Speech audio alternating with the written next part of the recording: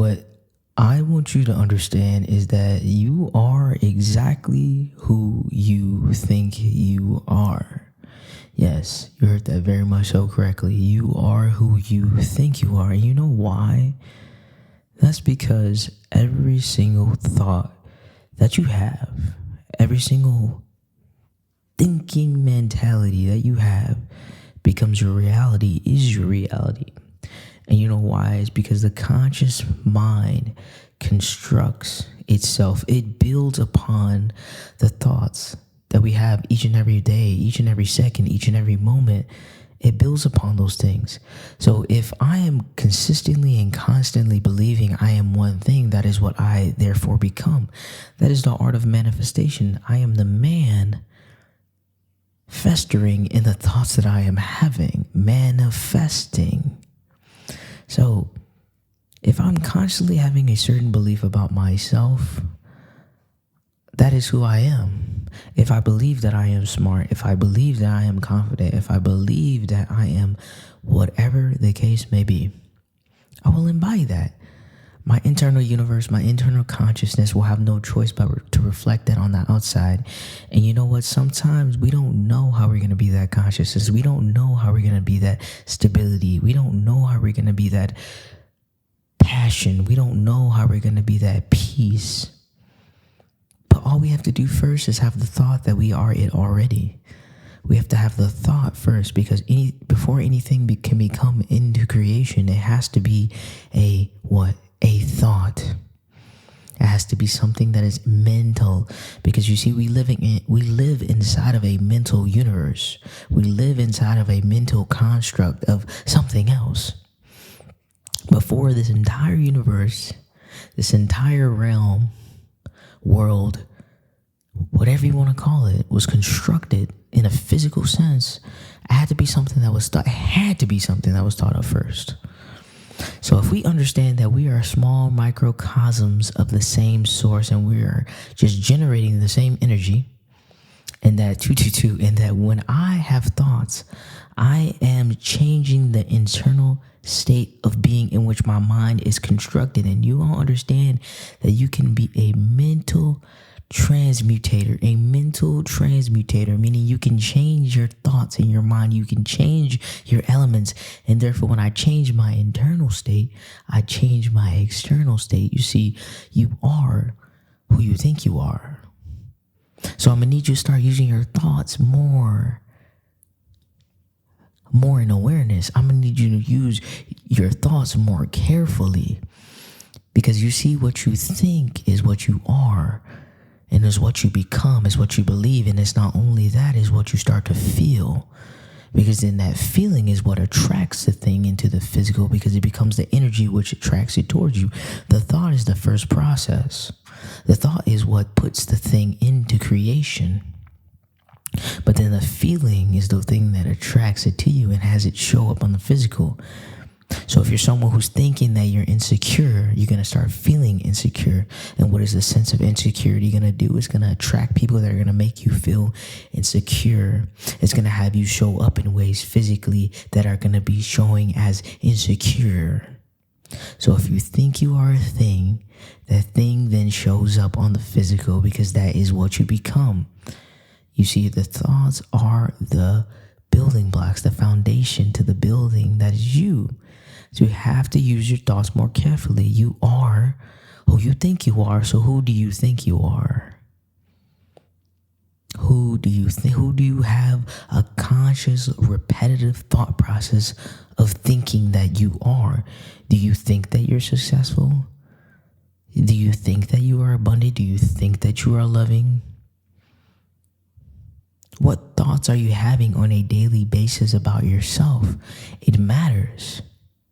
Because what I want you to understand too is that sometimes we let these things that pop up inside of our head, we let them convince them that that is us.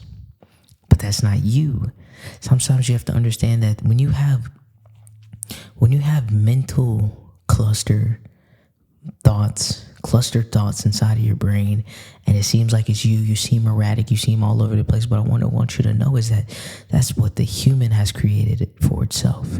But when we disassociate with the thoughts and the feelings of the past, then we can finally truly realize who we are.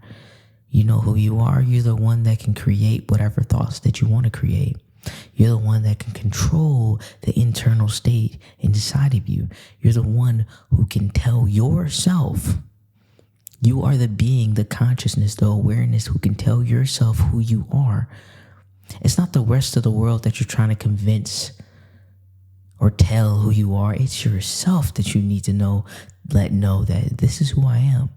And all these thoughts that you have of doubt, of fear, of insecurities, of unfaithfulness, that's not me.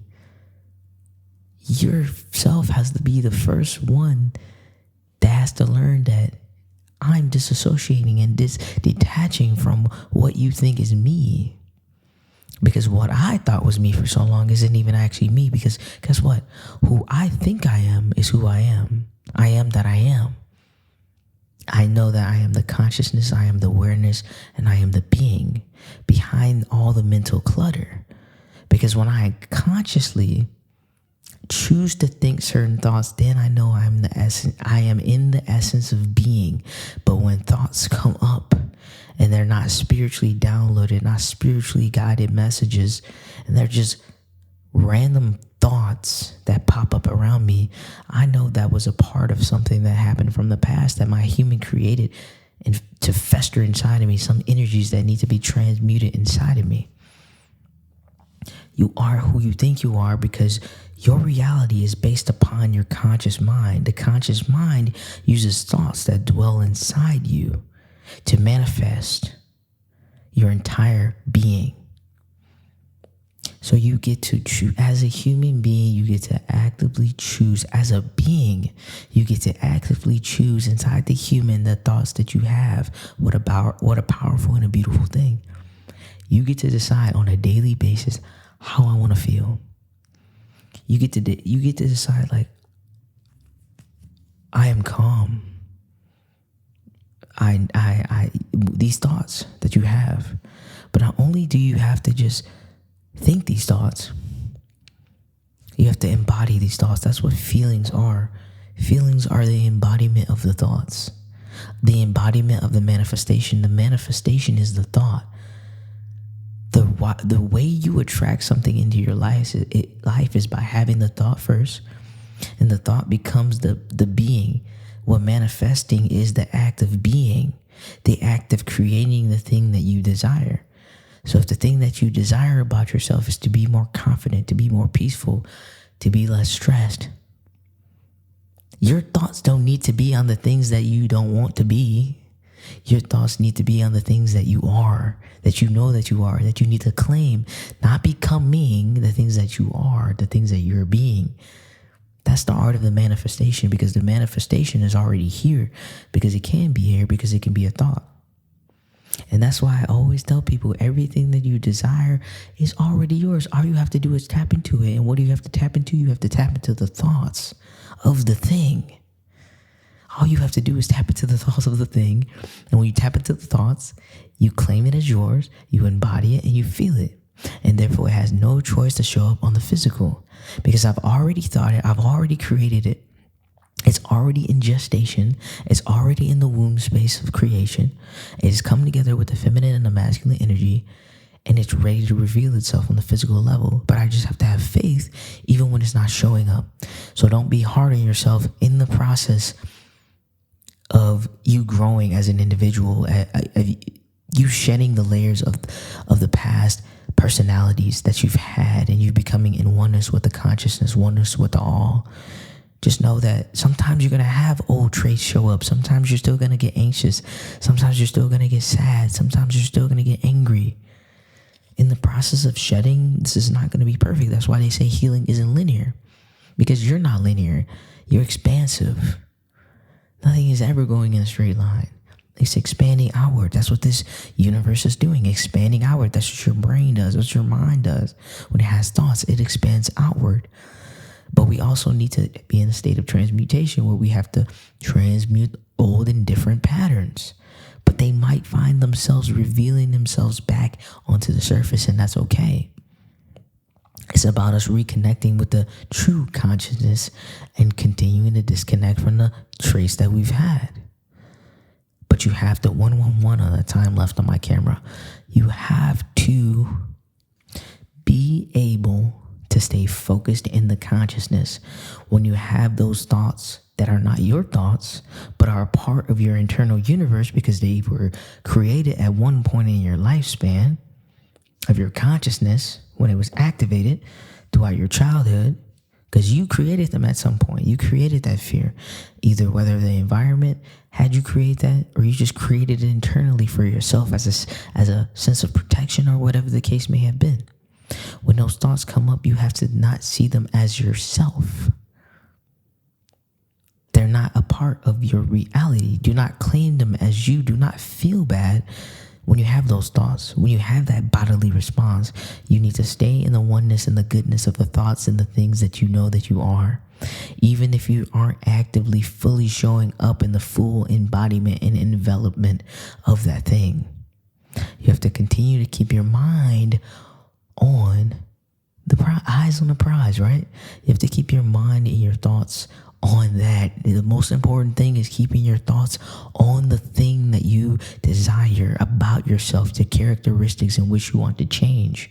Because we're not even talking about external things. We're talking about growing and developing as individual in this video. We're talking about becoming into oneness with the consciousness, becoming in oneness with the all, showing up differently in the world, being more at peace, being more happy, being more gentle, being more loving, being more understanding, and not belittling ourselves or pushing ourselves down when old characteristics and attributes show up, because it's okay.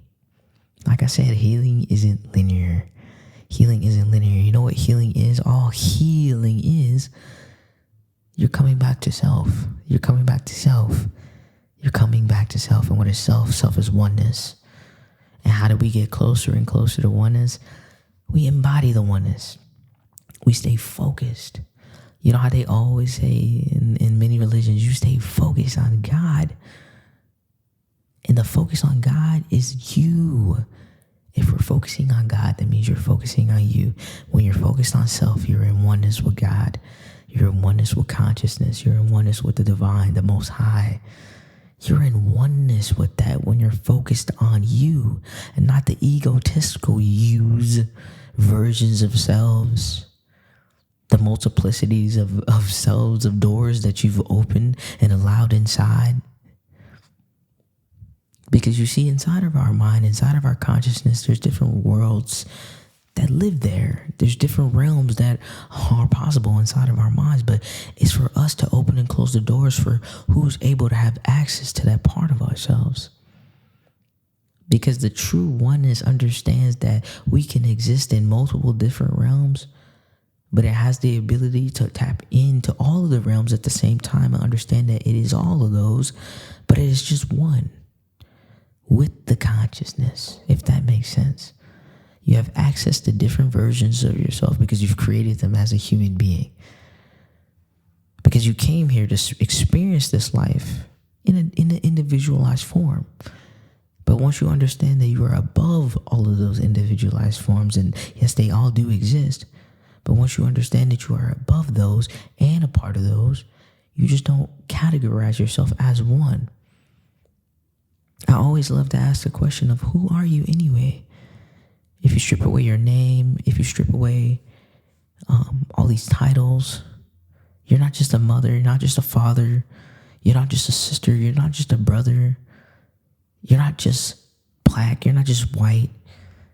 Who are you?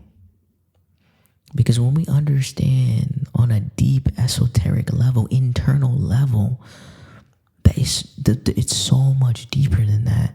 It's so much deeper than this flesh suit. You are so much deeper than that. And the way that you stay in oneness with God, the way you stay in oneness with the Most High, is by keeping your thoughts focused on what you desire, keeping your thoughts focused in a mindset of positivity. Keeping your affirmations handy. But it's not only saying the affirmations internally and externally. You need to then embody that. Once you've mastered your thoughts, because it all goes into steps, right? Once I've learned to master my thoughts on a daily basis to where negativity isn't sweeping in, I can then finally embody the thoughts that I'm having. Because if you don't embody, well, let me retract. If you don't master your thoughts first, your thoughts will master you. Meaning the different versions of yourself are going to take control over you, take control over your oneness. Think they're in charge, think they are you, but they're not you. You're not them. You're your thoughts. But what are your thoughts? Are your thoughts your egos, your old version of yourself, or are your thoughts divinely guided because you're in one with the consciousness? Because your consciousness are your active thoughts that you choose to have. Your subconsciousness, below the consciousness, below the awareness that you are the divine, the subconscious mind are the ones that think they are you, and they're going to show up in your thoughts, and you're going to actively hear them, and you're going to be like, wow, maybe I am not good enough for that. Maybe I am not brave enough to do that. Maybe I can't do this. But then you also have another being that's sitting behind that in awareness like, no, you can do it. Because it knows the true you. It knows your true capabilities. It knows who you really are. It knows without all the fears, without the lack of confidence that you could be and are something so much greater. You have to think of those subconscious versions of you, those egotistic versions of you are the ones that were created to protect you, but they're really harming you now because they're not allowing you to expand and be the fullest version of yourself. You weren't meant to stay in captivity. If you think about it, no human, no creature that's living likes to be in captivity. And your consciousness is in captivity when it needs to expand. That's why it's a dangerous space to be in when you aren't growing. It's a dangerous space to be in when you're not allowing yourself to think outside the box. And to think outside the box is thinking outside the ego. It's to think outside of what society tells you this life should be or you should be doing. That is a powerful place to be when you start thinking about that like that. Now I want you to be very considerate of the thoughts that you're thinking on a daily basis, because that is your relationship with your consciousness. If you're allowing your consciousness to be flooded with negativity, then you aren't in oneness. That is the point of meditation. It's to practice being in oneness with the true version of you, the being version of you. If you can't sit there and sit in silence with self, and who is self? Your consciousness, the state of being. We got a lot of work to do. We have a lot of work to do. And I was there. I understand. I'm still practicing some every single day because I still have traits and bodily responses from the subconscious. Lower levels of myself pop up every single day, and every day is a work in progress for me to be in more oneness with myself, more oneness with the divine. That's important to me. I need to stay in close proximity. It's already inside me, but sometimes it be feeling far away, miles away. So your thoughts are your key connectors to the consciousness, to the divine. And how cluttered and crowded you allow your mind to be is how far you are allowing yourself to be away from that divine consciousness and connection with God. Because a lot of us have been looking, searching, seeking for God, for the Most High, for the divine, for the consciousness, for the all outside of ourselves. We're looking, searching, seeking, and we can't find a connection. But let me give you a little analogy before I leave you. Think about the people who go through horrendous things or go through something so traumatic, right? I believe in those times when people go through traumatic things, they allow themselves to surrender.